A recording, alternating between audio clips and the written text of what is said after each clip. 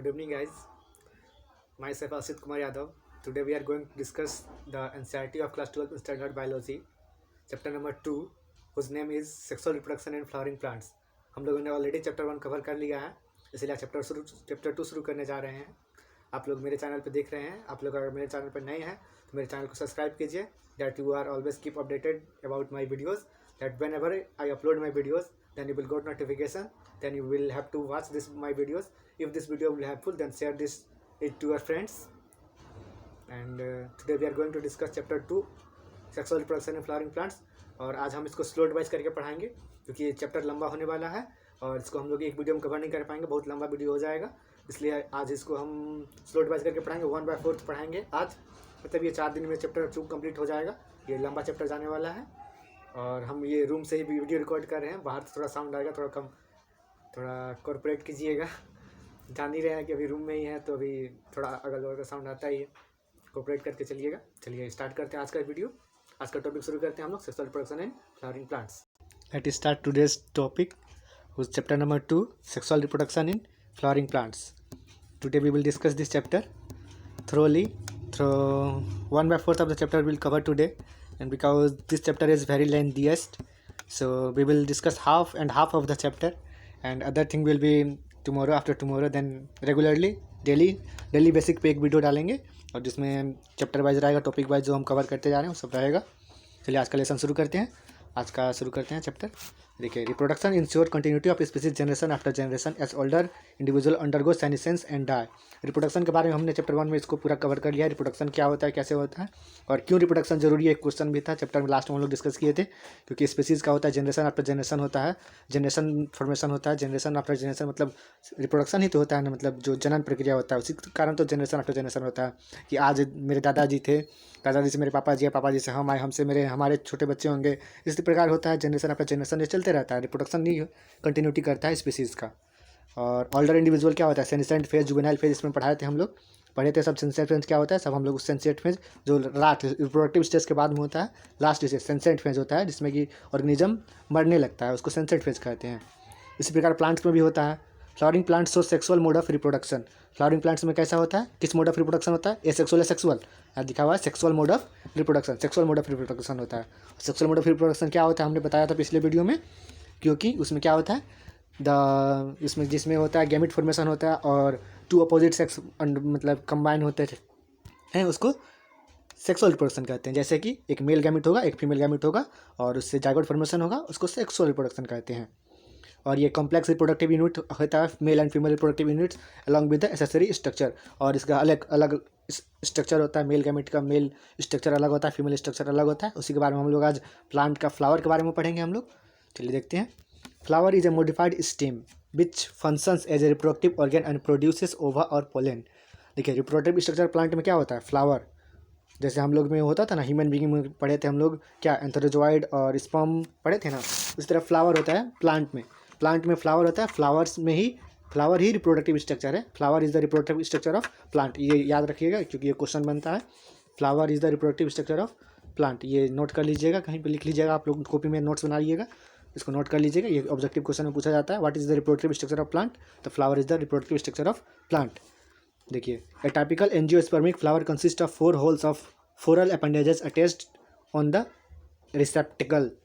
देखिए, फ्लावर में क्या होता है, 4 स्ट्रक्चर होता है, इसके बारे में हम लोग पढ़ेंगे, calyx, Corolla, androecium and gynoecium. Androecium क्या होता है, male reproductive organ consisting of stamens.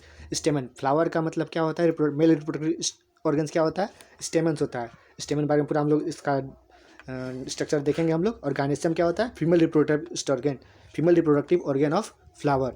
उसमें क्या होता है, ओवरी होता है, स्टाइल होता है, स्टिग्मा होता है। इसके बारे में हम लोग आगे पढ़ेंगे अभी।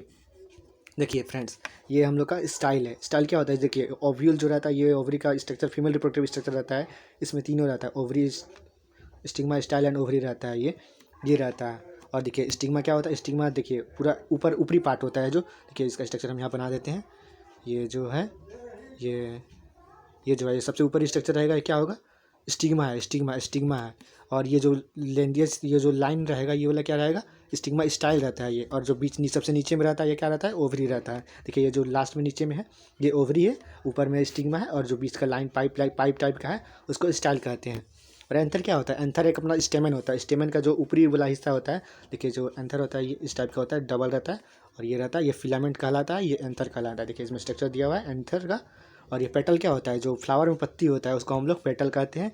और सेपल क्या कहते हैं? जो फ्लावर के नीचे जो फ्लावर है, ये फ्लावर ऊपर में फ्लावर है खिला हुआ है, और जो नीचे में यहाँ पत्ती रहता है, पत्ता सब, उसको क्या कहते हैं हम लोग? उसको सेपल कहते हैं। ओवरी तो देख ही लिए स्ट्रक्चर क्या होते हैं। और नम्बरीफरस एरिया, वो मतलब ओवरी मतलब रहता है, ये दोनों के बीच में जो कवर रहता है ओवरी का और बीच में जो स्पेस रहता है उसको क्या कहते हैं? Nectariferous area. चलिए हम लोग इसको देखते हैं। Pre fertilization structure and events. Pre fertilization structure और इवेंट के बारे में हम लोग देखेंगे। प्री मतलब क्या होता है? फर्टिलाइजेशन से पहले क्या स्ट्रक्चर रहता है और क्या क्या इवेंट उसमें होते हैं उसके बारे में हम लोग देखेंगे। Several structure and hormonal changes lead to formation and development of floral primordium. Inflorescence is formed and that bears floral buds and then flower. Several structure, बहुत सारे स्ट्रक्चर होते हैं, जैसे हम लोग ह्यूमन में भी होता था स्ट्रक्चर, और इसमें हार्मोनल चेंज इसमें भी होता है, जैसे एनिमल प्लांट में मतलब एनिमल में होता है, उसी तरह प्लांट में भी हार्मोनल चेंज होता है। और इसमें फॉर्मेशन क्या होता है? Formation and development of floral primordium, जिसके कारण हार्मोनल चेंज का कारण क्या होता है? फॉर्मेशन और डेवलपमेंट क्या होता है?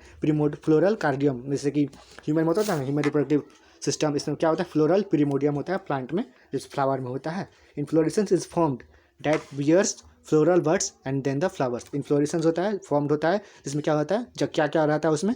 फ्लोरल बर्ड्स रहता है, उसके बाद फिर फ्लोरल बर्ड्स और फ्लावर रहता है। बर्ड्स मतलब आप लोग सुने होंगे, हिंदी में आप लोग पढ़ते होंगे तो कली कहा जाता है, मतलब कि फूल खिलने से पहले जो उसमें क्या रहता है? कली रहता है, कली से ही ना फूल खिलता है, वो इसी के बारे में बताया गया, floral buds and then flowers.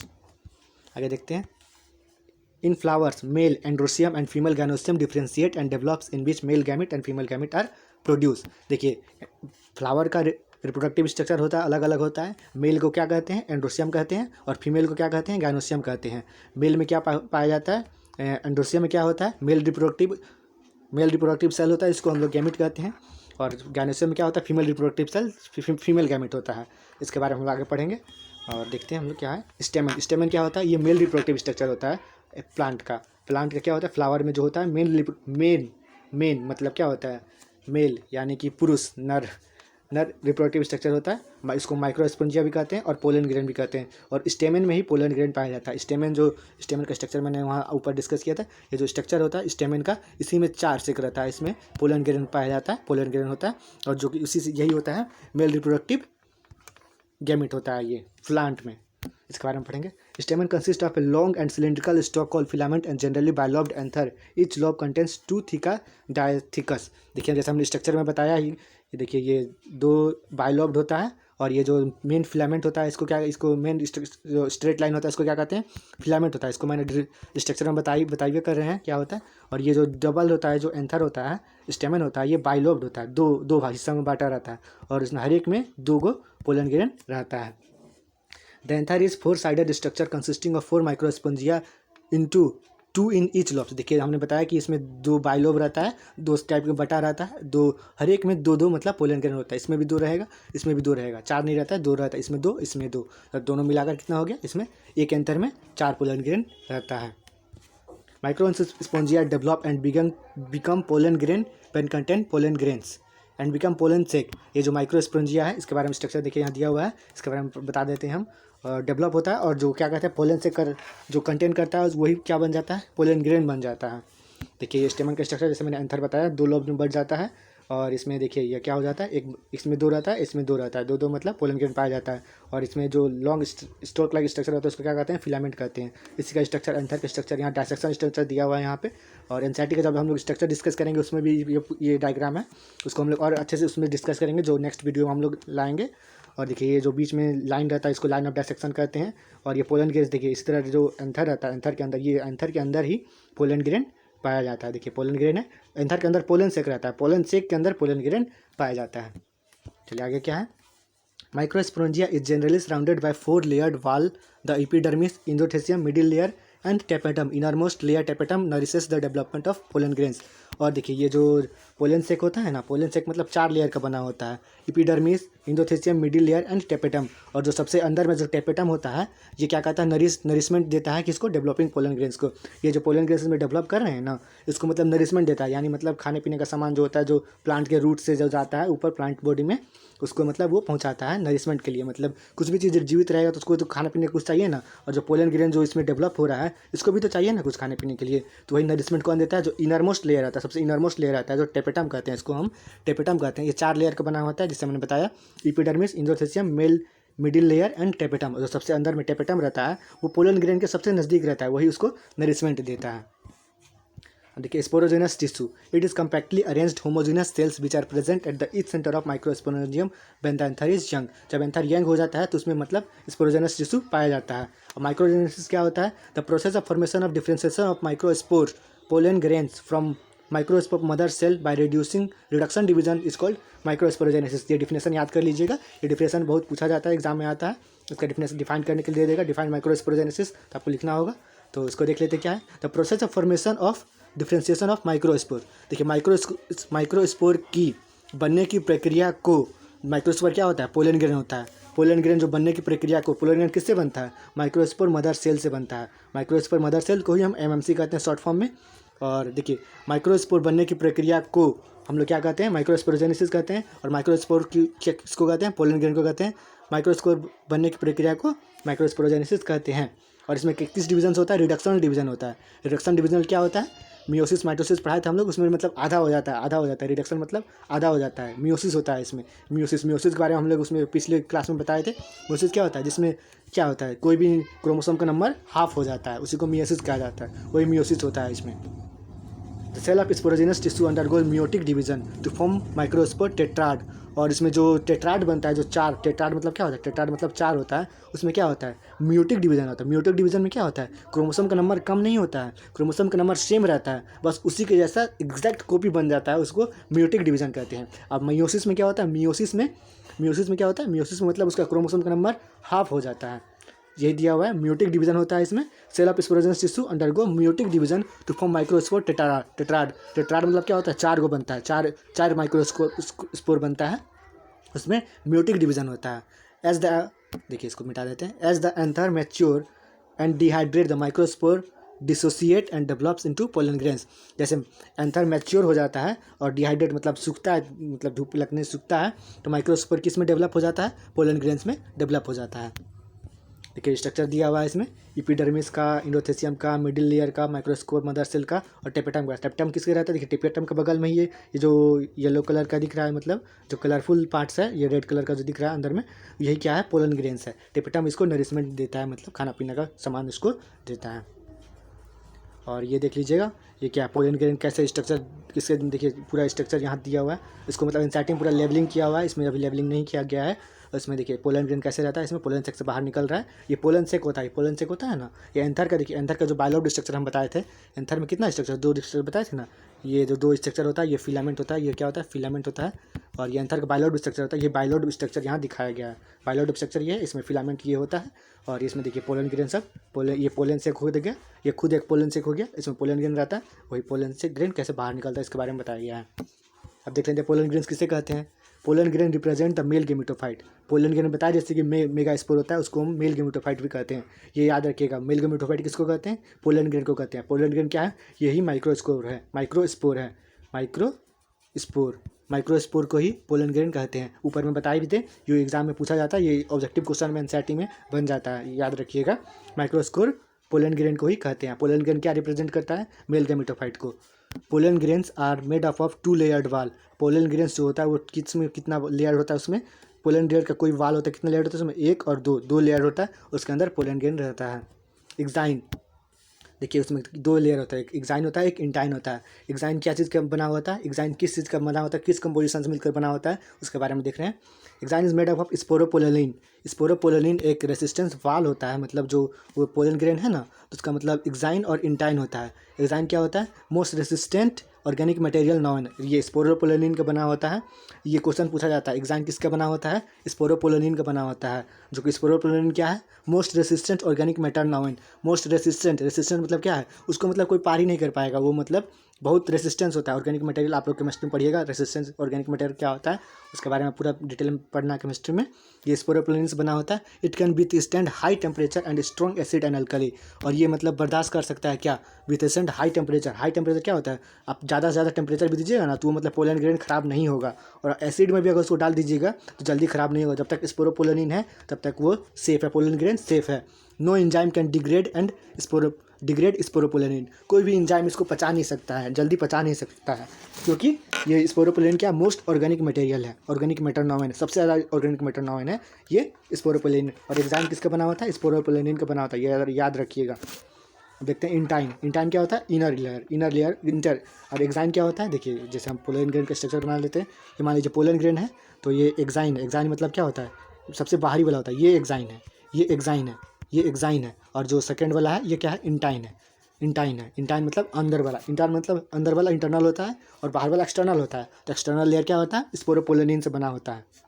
अब इंटाइन के बारे में देखते हैं। Thin and continuous layer. और जो ये होता है इंटाइन, ये क्या होता है, थिन होता है और कंटिन्यूअस लेयर, मतलब चारों पट्टी मतलब चारों ओर होता है। Made up of cellulose and pectin. देखिए जैसे ये एग्जाइन में मेड अप ऑफ किसा था, स्पोरोपोलिन था। ये इंटाइन किससे बना होता है, सेलुलोज और पेक्टिन से बना होता है इंटाइन। ये याद रखिएगा, एग्जाइन और इंटाइन। एग्जाइन क्या होता है, बाहरी लेयर होता है, और इंटाइन क्या होता है, आंतरिक लेयर होता है। आंतरिक मतलब अंदर वाला लेयर होता है। और एग्जाइन स्पोरोपोलिन का बना होता है और इंटाइन सेलुलोज और पेक्टिन का बना होता है। अब देखते हैं germ pores. Apertures on exine when sporopollen absent forms pollen tube। और देखिए जो अपेरचर होता है, अपेरचर्स मतलब एग्जाइन में होता है। एग्जाइन क्या होता है, अंदर वाला नहीं बाहर वाला लेयर होता है एग्जाइन। और स्पोरोपोलिन जिसमें अगर एब्सेंट रहता है तो उसमें क्या होता है, पोलन ट्यूब फॉर्म होता है। पोलन ट्यूब क्या होता है, ट्यूब मतलब क्या होता है, ट्यूब मतलब पाइप टाइप का फॉर्म होता है पोलन ट्यूब, जिसमें पोलन ग्रेन जाता है। पोलन ग्रेन उसमें डिग्रेड करता है, पोलन ग्रेन इसमें से बाहर आता है। देखिए plasma membrane surround cytoplasm of pollen grain. जैसे सेल में आप लोग पढ़े होंगे साइटोप्लाज्म पढ़े होंगे, प्लाज्मा मेम्ब्रेन पढ़े होंगे, इस तरह पोलन ग्रेन में भी क्या होता है, साइटोप्लाज्म होता है। Plasma membrane surround the cytoplasm of pollen grains. जैसे पोलन ग्रेन है ये, इसमें क्या, इसमें भी साइटोप्लाज्म पाया जाएगा, साइटोप्लाज्म होगा। और इसको कवर क्या करता है, ये कौन सा मेम्ब्रेन कवर करता है, सेलुलोज नहीं, प्लाज्मा मेम्ब्रेन इसको कवर करता है। इसको साइटोप्लाज्म को प्लाज्मा मेम्ब्रेन कवर करता है। अब देखते हैं mature pollen. Mature pollen consist of two cell with nucleus, vegetative and generative. Mature pollen grain pollen जो होता है, पोलन में क्या होता है, दो सेल पाया जाता है, दो टाइप का सेल पाया जाता है। एक वेजिटेटिव सेल होता है, एक जनरेटिव सेल होता है। इसके बारे में आगे हम लोग पढ़ेंगे, वेजिटेटिव सेल क्या होता है, जनरेटिव सेल क्या होता है। देखिए वेजिटेटिव सेल जो होता है वो बिगर इन साइज होता है, मतलब जनरेटिव सेल से वो ज़्यादा बड़ा रहता है। क्या, vegetative cell bigger in size रहता है। अबाउंडेंट फूड रिजर्व, ये फूड रिजर्व करने में इसको मदद किया जाता है। फूड रिजर्व क्या होता है, मतलब कि खाना को ज़्यादा देर तक मतलब एब्जॉर्ब करके रखना, मतलब ज़्यादा देर तक उसको रिस्टोर करके रखना जो आगे काम आए। लार्ज इरेगुलर न्यूक्लियस, इसमें इरेगुलर न्यूक्लियस पाया जाता है जो कि लार्ज होता है, large irregular nucleus. Responsible for development of pollen grain. और पोलन ग्रेन का डेवलपमेंट में कौन सा आता है, वेजिटेटिव सेल ही काम आता है। रिस्पॉन्सिबल फॉर, इसको बढ़ने में मतलब डेवलपमेंट करने में वेजिटेटिव सेल भी मदद करता है। अब जनरेटिव सेल के बारे में देख लेते हैं। जनरेटिव सेल क्या होता है, स्मॉल होता है। जैसे कि हम लोग यहाँ देखें कि वेजिटेटिव सेल क्या होता है, बिगर होता है, और जनरेटिव सेल क्या है, स्मॉल है। Involve in syngamy, fuse with an egg. और सिंगेमी किसको कहते हैं, सिंगेमी चैप्टर 1 में पढ़ाए थे, फर्टिलाइजेशन को ही सिंगेमी कहते हैं, फर्टिलाइजेशन को ही सिंगेमी कहते हैं। और इन्वॉल्व इन सिंगेमी में ये मतलब भाग लेता है, जनरेटिव सेल सिंगेमी में भाग लेता है। और फ्यूज विथ एन एग, और पोलन ग्रेन जो है, पोलन ग्रेन से जो एग में होता है उसी में ये जनरेटिव सेल पाया जाता है। डेन साइटोप्लाज्म एंड न्यूक्लियस, और इसमें साइटोप्लाज्म और न्यूक्लियस ज़्यादा मात्रा में, भारी मात्रा में पाया जाता है, ज़्यादा भारी मात्रा में पाया जाता है। यहाँ देखिए वेजिटेटिव सेल और जनरेटिव सेल का स्ट्रक्चर दिया गया है, आप लोग देख सकते हैं। एनसीईआरटी में क्लियर दिया गया है और अच्छे से दिया गया है उसको, और सेम ही स्ट्रक्चर है एनसीईआरटी में भी और यहाँ भी। देख लीजिएगा जनरेटिव सेल है, ये पोलन ग्रेन है, इसमें बताया था ना एक लोब्ड में कितना रहता है, 2 पोलन ग्रेन रहता है। और देखिए बाय लोब्ड है, और इसमें देखिए वेजिटेटिव सेल क्या है, छोटा है, और जनरेटिव सेल स्मॉल है, वेजिटेटिव सेल बड़ा है, वेजिटेटिव सेल बड़ा है और जनरेटिव सेल छोटा है। इसका पूरा डिस्क्राइब कर दिया, आगे ऊपर देख लीजिएगा। अब देख लेते हैं आगे क्या है। Pollen grains of many species that is parthenium causes several allergies and bronchial disease in some people and leads to chronic respiratory disorder, asthma and bronchitis. और जो पोलन ग्रेन है ज़्यादा मात्रा में उसको कंजप्शन करने से क्या होता है, एलर्जी होता है और ब्रोंचियल डिसीज होता है। पोलन ग्रेन्स भी एक प्रकार का मधुमक्खी का, जैसे हम लोग मधुमक्खी मध होता है ना, मध क्या है, मध भी तो एक पोलन ग्रेन ही ना है। मधुमक्खी जो अपना मध इकट्ठा करती है वो क्या है, वो भी तो पोलन ग्रेन ही ना है। जो फ्लावर में क्या कहते हैं, फूल से ही ना सब मधुमक्खी से अपना मध जुटाती है। अब देखे होंगे मधुमक्खी का छाता में, तो मधुमक्खी कहाँ जाती है, मधुमक्खी अगर देखिएगा अगर राई मतलब क्या होता है, मस्टर्ड का जब खेती होता है उस टाइम देखिएगा पूरा मधुमक्खी मतलब उड़ती रहती है, खेत से में जाती है, पूरा जो मधुमक्खी वो जो राइस का फूल होता है, मस्टर्ड का फूल होता है, उसमें बैठते हैं, उसमें से क्या निकालती है, पोलन ग्रेन निकालती है। पोलन ग्रेन निकाल कर ले जाती है, फिर छत्ता में रख देती है। तो उसी को ना हम लोग मतलब बाद में कैसे कैसे निकालता है सब निकाल करके हम लोग खाते हैं, मध को खाते हैं। तो मध क्या है, पोलन ग्रेन ही होता है, पोलन ग्रेन ही मध है। और ज़्यादा मात्रा में अगर इसको खाइएगा तो स्पीसीज अगर पार्थेनियम होता है, ये किसका स्पीसीज होता है, पार्थेनियम हनी बी सुनिए, बीज मधुमक्खी का स्पीसीज होता है पार्थेनियम। और उसका अगर खाएंगे तो उसमें क्या होता है, सर्व एलर्जीज होता है। एलर्जी मतलब जानते हैं, एलर्जी मतलब बहुत आदमी को एलर्जी हो जाता है कि उसको खाता है तो उसका तबियत खराब हो जाता है, उसी प्रकार का एलर्जी होता है। एलर्जी भी बहुत प्रकार का होता है, वो आगे मेडिकल कॉलेज में जाइएगा तो वहाँ पढ़ना है आप लोग को। और ब्रोंचियल डिसीज़ होता है, और बहुत सारा डिसीज़ भी होता है जिसमें जैसे क्या होगा, क्रोनिक रेस्पिरेटरी डिसऑर्डर। रेस्पिरेटरी मतलब श्वसन मतलब जैसे सांस ले रहे हैं ना हम लोग, उस सांस लेने में ज़्यादा तकलीफ होने लगता है अगर ज़्यादा मात्रा में मध खा लीजिएगा, मतलब ये पार्थेनियम इस डिसीज़ का तो यही होता है। और इसमें क्या होता है, अस्थमा हो जाता है। देखिए याद रखिएगा, रेस्पिरेटरी डिसीज़ कौन सा है, क्रोनिक रेस्पिरेटरी डिसऑर्डर कौन सा है, अस्थमा है, ब्रोंचिटिस है, ये सब डिसीज़ का नाम याद रखिएगा, क्योंकि ये एग्जाम में ऑब्जेक्टिव क्वेश्चन में पूछा जाता है। ऑब्जेक्टिव क्वेश्चन में दे देगा, ये क्रोनिक रेस्पिरेटरी डिसऑर्डर के बारे में दे देगा और 2-4 डिसीज़ का नाम दे देगा, उसमें से आपको टिक लगाना है, ब्रोंचिटिस, अस्थमा, बस यही सब टिक लगा दीजिएगा, नंबर मिल जाएगा। ऑब्जेक्टिव में डायरेक्ट नंबर उठता है, और सब्जेक्टिव में तो नंबर कट भी जाता है राइटिंग में, लेकिन ऑब्जेक्टिव में डायरेक्ट नंबर उठता है, क्योंकि ऑब्जेक्टिव बस टिक आउट करना रहता है। चलिए आगे देखते हैं। Pollen grains are rich in nutrients and are used as pollen tablets as food supplements. Pollen grains किसी में उसमें न्यूट्रिएंट्स ज़्यादा होता है। पोलन ग्रेन्स जो होता है मधुमक्खी का, जो हम लोग मध पीते हैं, मतलब खाते हैं, पीते हैं, यूज़ करते हैं खाना पीने में, उसमें क्या होता है, न्यूट्रिएंट्स ज़्यादा होता है, और उसको पोलन टेबलेट्स के रूप में यूज़ होता है, फूड सप्लीमेंट मतलब खाने का सामान में उसको यूज़ किया जाता है। उसको बहुत सारे कंट्री में मतलब है ना, उसको डेवलप करके टेबलेट के टाइप बना देगा, जो ज़्यादा एनर्जी प्रोवाइड करता है वो टेबलेट टाइप का बना दे देता है। और मतलब कोई भी जैसे फील्ड में खिलाड़ी सब मतलब खेलता है ना, क्रिकेट टीम में देखिए अगर खेलता है तो उन लोगों को क्या किया जाता है, अगर ज़्यादा बाहर का विदेश का जो आता है सब क्या करता है, टेबलेट रहता है उसको पोलन ग्रेन का, उसमें ज़्यादा न्यूट्रिएंट देता है, ज़्यादा एनर्जी रहता है, उसको मतलब खाता है सब। और जो पार्थेनियम वाला ज़्यादा खा लेगा, पार्थेनियम वाला ज़्यादा यूज़ कर लिया, तब मतलब वही डिसीज़ का आगे चलकर डिसीज़ होने का डर रहता है। चलिए आगे बढ़ते हैं। Variability of pollen grains varies with species to species and should land on stigma before this period of germinate. Pollen grains are of larger number of species are stored in liquid nitrogen at the temperature -196 called pollen bank. और pollen grain को क्या कहते हैं, storage भी किया जाता है। मधुमक्खी का जो रस होता है उसको सब स्टोर भी बहुत कोई करता है, मतलब बड़ा मतलब सीड बैंक में, पोलन बैंक को सीड बैंक भी कहा जाता है, उसमें स्टोर किया जाता है। और उसको -196 डिग्री समझते हैं, मतलब 0 डिग्री पे ही, मतलब 0 डिग्री पे क्या होता है, बर्फ़ जमने लगता है, और -196 डिग्री पे ही पोलन ग्रेन पूरा सेफ रहता है। उसको स्टोर किया जाता है कहाँ, पोलन ग्रेन मतलब पोलन बैंक में इसको स्टोर किया जाता है।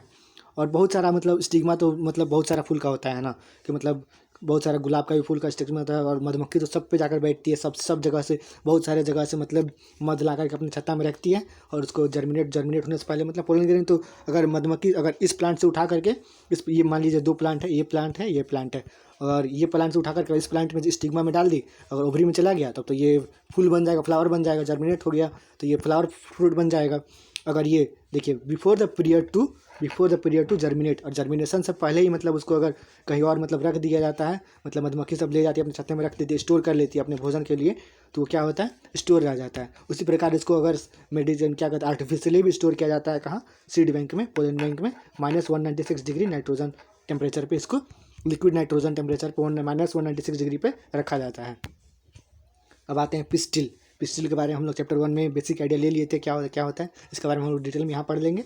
पिस्टिल क्या होता है, मेगास्पोरेंजियम, ओव्यूल एंड एम्ब्रियोसेक, ये फीमेल स्ट्रक्चर होता है फ्लावर का। जैसे हम लोग मेल स्ट्रक्चर पढ़े थे स्टेमन, इस तरह ये पिस्टिल होता है। और जिसमें स्टेमन, जिस फ्लावर में स्टेमन होता है उसको क्या कहते हैं, स्टेमिनेट फ्लावर कहते हैं।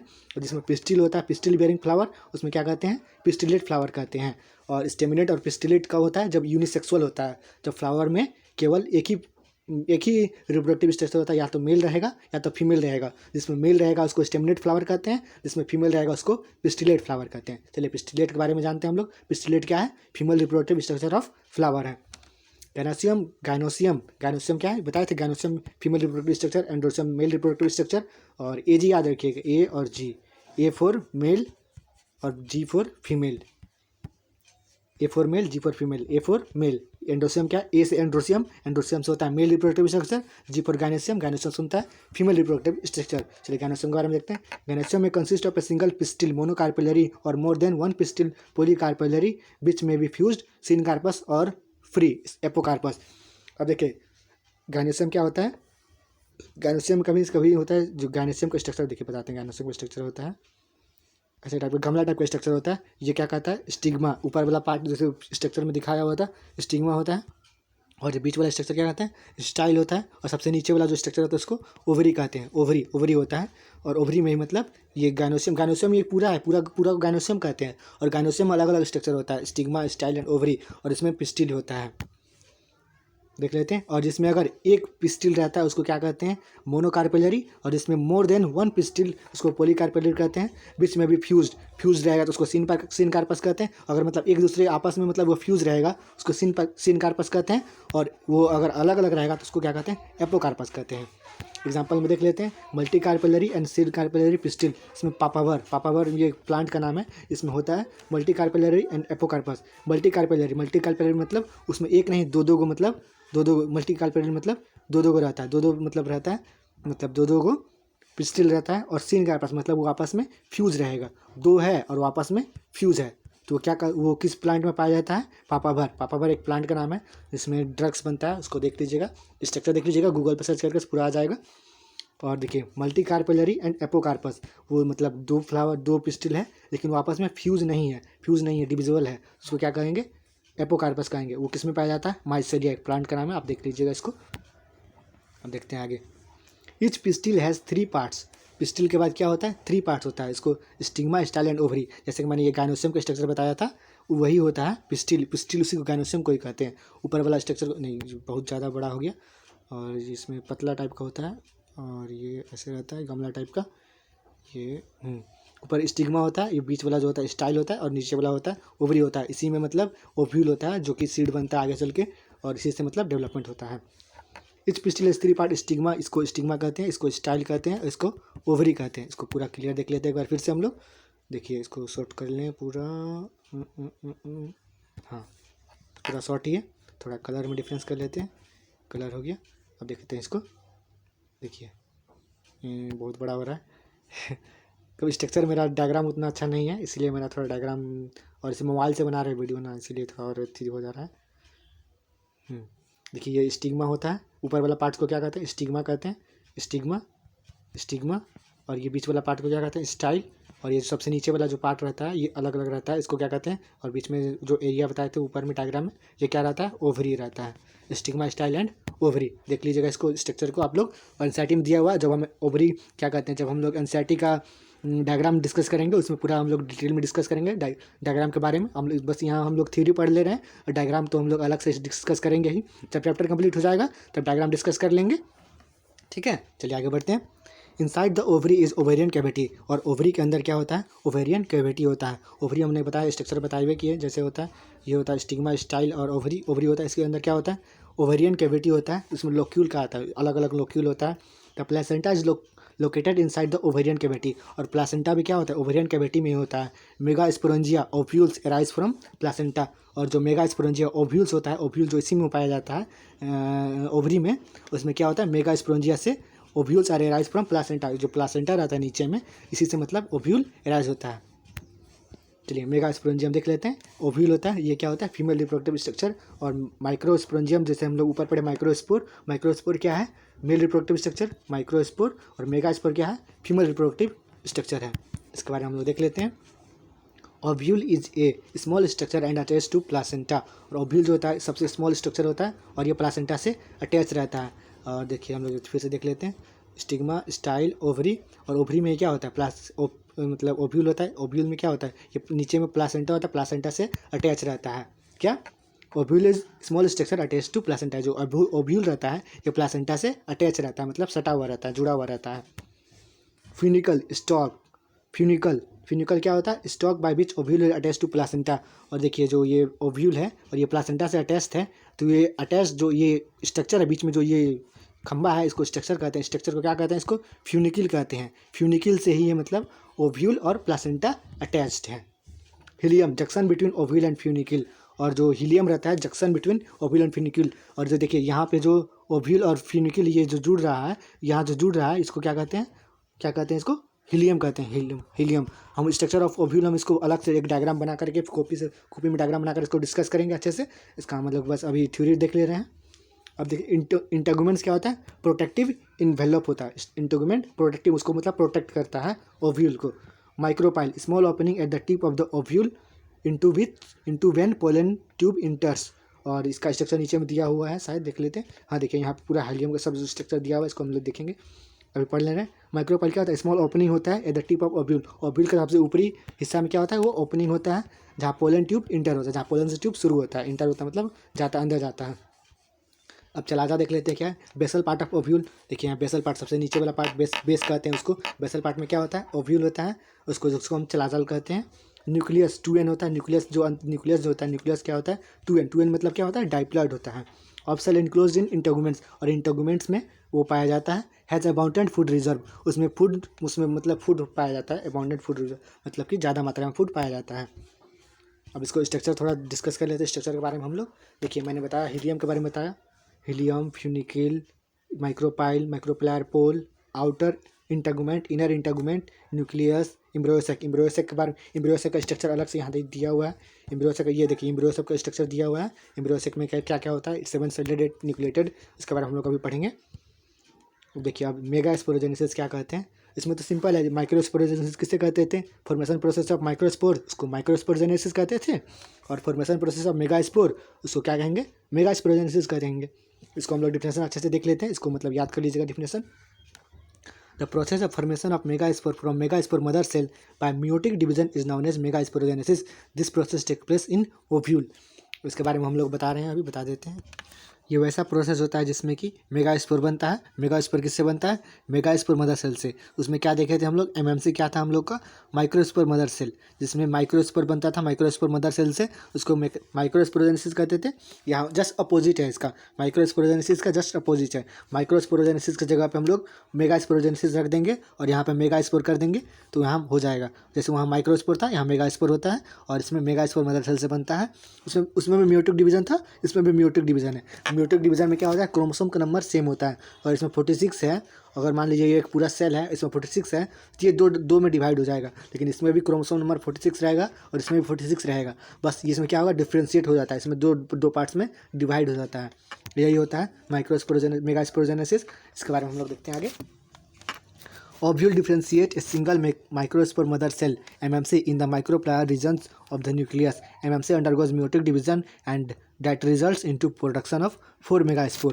इसमें ओव्यूल क्या होता है, ओव्यूल डिफरेंशिएट होता है सिंगल, ओव्यूल क्या होता है, सिंगल माइक्रोस्पोर मदर सेल में डेवलप हो जाता है, और उसमें माइक्रोप्लायर रीजन में न्यूक्लियस पाया जाता है। माइक्रोप्लायर रीजन ऑफ न्यूक्लियस में होता है न्यूक्लियस अलग होता है, न्यूक्लियस अलग होता है। न्यूक्लियस में ये पाया जाता है। एमएमसी क्या होता है, एमएमसी जो माइक्रोस्पोर मेगास्पोर मदर सेल है, वो म्यूटिक डिवीजन होता है। That result in the formation और प्रोडक्शन ऑफ 4 मेगास्पोर, जिसमें कि इसमें 2 माइटोटिक डिवीजन होता है। मान लीजिए ये सिंगल पैरेंट है, सिंगल है, इसमें क्या होगा, इसमें एक बार होगा में क्या कहते हैं, म्योसिस होगा, म्योसिस नहीं, म्यूटिक डिवीजन होगा, म्यूटिक डिवीजन, फिर ये 2 बना लेगा, फिर एक बार और म्यूटिक डिवीजन होगा, इसमें भी होगा, इसमें भी होगा, तो यहाँ भी म्यूटिक होगा, यहाँ भी म्यूटिक होगा, तो ये 2 बनाएगा, फिर ये फिर 2 बनाएगा, इसलिए 4 क्या होता है, 4 बन जाता है।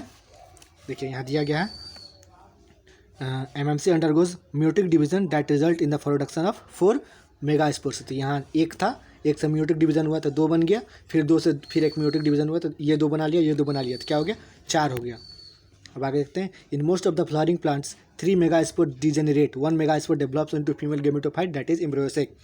और most of the flowering plant, ज़्यादातर पौधों में क्या होता है, फ्लावरिंग प्लांट्स में क्या होता है, जो 3 गो मेगास्पोर मदर सेल बनता है ना, वो डिजेनरेट होता है, मतलब बर्बाद हो जाता है, और 1 मेगास्पोर होता है फंक्शनल मेगास्पोर हो जाता है, वही फीमेल गेमेटोफाइट में डेवलप होता है। फीमेल गेमेटोफाइट किसको कहते हैं, एम्ब्रियोसेक को ही फीमेल गेमेटोफाइट कहते हैं। आगे हम लोग का स्ट्रक्चर देखेंगे, एम्ब्रियोसेक का स्ट्रक्चर कैसा होता है, उसमें 7 न्यूक्लिएटेड और 8 न्यूक्लिएटेड 7 पाइलोप्ड होता है, इसको हम लोग देखेंगे आगे। चलिए आगे देखते हैं हम लोग क्या है। The nucleus of functional megaspore divide mitotically to form 2 nuclei which move to opposite poles to form 2 nucleate embryo sac. 2 more sequential mitotic division result into 8 nucleated embryo sac. और उसमें जो 4 गो बना, उसमें फिर से सीक्वेंशियल मेयोटिक डिवीजन होता है, जिसके रिजल्ट का क्या होता है 8 न्यूक्लियर एम्ब्रियो सेक हो जाता है।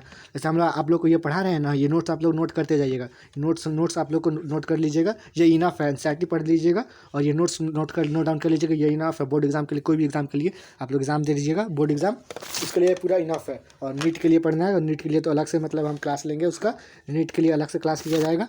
नीट के लिए बस हम बायोलॉजी 11 12 इसको शुरू से पढ़ाएंगे, 11th का भी अलग से, 12th का भी अलग से। और ये जो है बस 12th के लिए बोर्ड स्टूडेंट के लिए है, जो बोर्ड स्टूडेंट बिहार बोर्ड कोई भी बोर्ड के लिए पढ़ रहे हैं तो आप लोग देख सकते हैं। 6 of the 8 nuclei surrounded by cell wall and remaining 2 nuclei, polar nuclei are situated below the egg apparatus. 6 of the nucleus, देखिए एम्ब्रियो सेक का स्ट्रक्चर यहाँ दिया हुआ है, आप लोग देख सकते हैं। देखिए ये स्ट्रक्चर दिया हुआ है, 3 गो यहाँ है, 2 गो यहाँ है, 5 गो, और 1 गो अंदर में रहता है। ये जो एक सेल रहता है अंदर को 5 गो हो गया, और ये 5 गो क्या रहता है न्यूक्लियस के अंदर रहता है। और जो 2 गो रहता है वो सिनर्जिड रहता है। सिनर्जिड मतलब फ्लोटिंग स्ट्रक्चर रहता है सिनर्जिड। आप लोग को हम इसको डिटेल को डायग्राम स्ट्रक्चर को अभी पढ़ेंगे। 6 of the 8 nuclei surrounded by cell wall and maintaining remaining 2 nuclei, polar nuclei are below situated the egg apparatus. egg apparatus में वो लोग 2 गो नीचे रह जाता है, और बाकी सब 6 गो क्या रहता है उसमें सराउंड रहता है, न्यूक्लियस के अंदर रहता है। 3 cells are grouped at microplayer end to constitute egg apparatus, and 3 cells at the chalazal end form antipodal cells. At maturity embryo sac 8 nucleated and 7 celled. मैंने इसके बारे में आगे भी डिस्कस कर रहे थे। 8 न्यूक्लिएटेड होता है और 7 सेल्ड होता है, मतलब कि 7 सेल रहता है। देखिए ये 3 गो रहता है यहाँ पे, 3 गो यहाँ पे रहता है, और ये 2 गो रहता है, क्या 2 गो ये सिनर्जिड रहता है, और एक सेल रहता है, और बीच में जो पूरा ये पार्ट रह गया ये पूरा क्या रहता है एक सेकेंडरी न्यूक्लियस होता है। इसमें 2 न्यूक्लियस इसमें होता है, एगो इसमें, एगो इसमें, एगो इसमें, और इसमें 3 स्ट्रक्चर रहता है, 3 गो न्यूक्लियस, 3 गो क्या कहते हैं न्यूक्लियस रहता है। और देखिए इसमें कितना हो गया 1 2 3 3, फिर ये 2 गो 2 3 2 5, और यहाँ 3 गो 8, और ये 8 गो क्या 8 गो में क्या है 6 गो, मतलब क्या ये 6 गो जो है न्यूक्लियस के अंदर है, और 2 गो ये जो है सिनर्जिड रहता है, मतलब सिनर्जिड एग apparatus में पाया जाता है। इसी के बारे में दिया गया है। 3 are grouped at the micropylar end, और जो एम्ब्रियो सेक में जो होता है 8 सेल्डेड और 7 सेल्डेड और 8 स्ट्रक्चर रहता है। इसमें क्या होता है 3 टाइप का सेल पाया जाता है। एक तो होता है सिनर्जिड होता है, सिनर्जिड सेल। एक होता है ये एंटीपोडल सेल, ये 3 गो एंटीपोडल सेल होता है। एगो एक सेल होता है और एगो न्यूक्लियस होता है। तो ये न्यूक्लियस में ही आ जाता है, ये सिनर्जिड वाला आ जाता है। अब इसका स्ट्रक्चर हम लोग आज देख लेते हैं, और पोलन पोलिनेशन हम लोग कल पढ़ेंगे। पोलिनेशन भी एक लंबा टॉपिक है, और पोलिनेशन में कितना टाइप का पोलिनेशन होता है, 5 टाइप का पोलिनेशन होता है, उसके बारे में पूरा डिटेल में हम लोग पढ़ेंगे। पोलिनेशन पढ़ेंगे, पोलिनेशन का टाइप पढ़ेंगे, क्या होता है पोलिनेशन, कैसे किस प्रकार पोलिनेशन होता है, इसके बारे में पूरा डिटेल में कल पढ़ेंगे हम लोग। और आज हम लोग बस इसका स्ट्रक्चर देख लेते हैं, इसके बारे में जो आज पढ़े हम लोग। ये देखिए मेगास्पोर मदर सेल किस प्रकार का होता है, उसके पूरा स्ट्रक्चर आप लोग देख लीजिएगा। डायग्राम सब, डायग्राम इसको मतलब इसको बनाने नहीं आता है, बस आप लोग ये एम्ब्रियो सेक का जो डायग्राम है इसको अच्छे से देख लीजिएगा। एनसीईआरटी बुक में दिया हुआ है, एनसीईआरटी बुक में आप लोग देख लीजिएगा। इसको हम जिस दिन एनसीईआरटी बुक का डायग्राम एनालिसिस कराएंगे उस दिन बता देंगे। और इससे क्वेश्चन भी पूछा जाता है, इसका स्ट्रक्चर बनाया जाता है। ओव्यूल का स्ट्रक्चर यही है, मतलब इसको बनाने के लिए एग्जाम में आता है क्वेश्चन में। इसको डायग्राम प्रैक्टिस करते रहिएगा तो एग्जाम में निकल जाए एग्जाम, तो कोई टेंशन नहीं है, बस डायग्राम बना दीजिएगा तो हो जाएगा, नंबर मिल जाता है। और देखिए माइक्रोप्लायर एंड, इसके बारे में पूरा स्ट्रक्चर दिया हुआ है, तो आप लोग स्ट्रक्चर देख लीजिएगा, क्योंकि स्ट्रक्चर तो हम एक्सप्लेन कर दिए हैं, पूरा एक्सप्लेन कर ही दिए हैं इस सब टॉपिक के बारे में। बस अब देखिए इस सब का स्ट्रक्चर देख लीजिएगा। सिनर्जिड देखिए बताया ना, 2 सिनर्जिड रहता है, एंटीपोडल सेल रहता है, 2 गो पोलर न्यूक्लियस रहता है बीच में, जिसको सेंटर न्यूक्लियस कहते हैं। सेंटर न्यूक्लियस के बारे में हम बताए थे, सेंटर न्यूक्लियस क्या होता है, पोलर जो बीच में रहता है उसको सेंटर न्यूक्लियस कहते हैं। ये बीच में क्या रहता है देखिए यहाँ भी है, ये 2 गो न्यूक्लियस रहता है, बीच में रहता है ये पोलर न्यूक्लियस होता है, इस पोलर न्यूक्लियस कहते हैं, सेंटर सेल भी कहते हैं इसको। और देखिए जो नीचे में रहता है इसको हम क्या बोलते हैं, ये देखिए यहाँ पे जो एग है वो देखिए है ना, एग सेल है, और 2 गो नीचे में क्या है सिनर्जिड है। सिनर्जिड क्या है, सिनर्जिड जो न्यूक्लियस के अंदर नहीं है, न्यूक्लियस के बाहर रहता है, और उसमें फिलीफॉर्म एपैरेटस रहता है, फिंगर लाइक स्ट्रक्चर रहता है, मतलब ऐसे जैसे रूट हेयर होता है ना जैसे उस प्रकार का फिलीफॉर्म एपैरेटस रहता है। और पोलर न्यूक्लियर जो बीच में रहता है पोलर न्यूक्लियर होता है। और एंटीपोडल सेल क्या होता है, चलाजल इंड की तरफ एंटीपोडल सेल होता है। एंटीपोडल सेल होता है चलाजल इंड की तरफ। देख लीजिए 3 गो एंटीपोडल सेल होता है, 2 गो पोलर न्यूक्लियर होता है जिसको सेंट्रल सेल भी कहते हैं, एगो एक सेल होता है, और 2 गो सिनर्जिड होता है। बस देख लीजिएगा। बस आज के लिए इतना ही। और बाकी कल देखेंगे हम लोग। कल की वीडियो में कल हम लोग क्या पढ़ेंगे, कल हम लोग का पोलिनेशन पढ़ेंगे, पोलिनेशन कितना टाइप का होता है वो पढ़ेंगे, एजेंट ऑफ पोलिनेशन पढ़ेंगे, क्या क्या पोलिनेशन का एजेंट होता है, विंड पोलिनेशन, वाटर पोलिनेशन और इंसेक्ट पोलिनेशन, सब सेवरल टाइप का पोलिनेशन हम लोग पढ़ेंगे। फिर हम लोग ओव्यूल का स्ट्रक्चर है, देखिए ओव्यूल का स्ट्रक्चर है, इसको हम लोग देखेंगे, ओव्यूल में क्या क्या होता है, कैसे क्या होता है, सब स्ट्रक्चर देखेंगे, कल स्ट्रक्चर देख लेंगे। फिर आर्टिफिशियल हाइब्रिडाइजेशन देखेंगे, हाइब्रिडाइजेशन क्या क्या होता है, हाइब्रिडेशन में क्या होता है, डबल फर्टिलाइजेशन देखेंगे, डबल फर्टिलाइजेशन क्या होता है, डबल फर्टिलाइजेशन बस फ्लावर में ही होता है या फिर ह्यूमन बीइंग में होता है, सब कुछ जानेंगे, इसके बारे में हम लोग जानेंगे। पोस्ट फर्टिलाइजेशन इवेंट मतलब फर्टिलाइजेशन होने के बाद क्या क्या होता है उसके बारे में जानेंगे, इंडोस्पर्म क्या होता है उसके बारे में जानेंगे, एम्ब्रियोजेनी क्या होता है उसके बारे में जानेंगे, और मोनोकोटिलेडन डाइकोटिलेडन सीड होता है जो सिंगल कोट डाइकोट होता है उसके बारे में, सीड माइक्रोप्लारेंट टेगुमेंट हाइलम, इस सब का स्ट्रक्चर जो है स्ट्रक्चर के बारे में जानेंगे। और ये एपोमिक्सिस जैसे हम लोग पढ़े थे ना, पार्थेनोजेनेसिस होता है ना, ह्यूमन बीइंग्स मतलब एनिमल्स में होता है पार्थेनोजेनेसिस, जैसे इसकी हनी बीम होता था, इसी तरह फ्रूट फ्लावर में भी होता है, उसमें एपोमिक्सिस होता है। जैसे कि एपोमिक्सिस क्या होता है, बिना डेवलपमेंट का मतलब कोई भी फूड जर्मिनेट सीड जर्मिनेट हो गया उसको एपोमिक्सिस कहते हैं। और एनिमल में क्या पार्थेनोजेनेसिस क्या था, इसमें डायरेक्ट डेवलपमेंट हो जाता है, इनडायरेक्ट मतलब क्या होता है इसमें फीमेल जो गेमिट होता है वो डेवलपमेंट नहीं होता है, मतलब फर्टिलाइल नहीं होता है, मतलब अनफर्टाइल होता है, मतलब उसमें बच्चा पैदा करने की क्षमता नहीं रहता है। इसी तरह सीड में भी होता है, सीड मतलब क्या होता है, सीड बो देंगे तो वो मतलब खेत में होगा ही नहीं, इसलिए देखा जाता है ओपोमिक्सिस के प्रोसेस को होता है। ओपोमिक्सिस के बारे में जानेंगे कल हम लोग, सिट्रस में होता है, मैंगो में होता है, इसका एग्जाम्पल है सब, पोलीइम्ब्रोनी सब, इसके बारे में हम लोग कल लास्ट टॉपिक रहेगा पोलीइम्ब्रोनी, इसके बारे में कल हम लोग देखेंगे।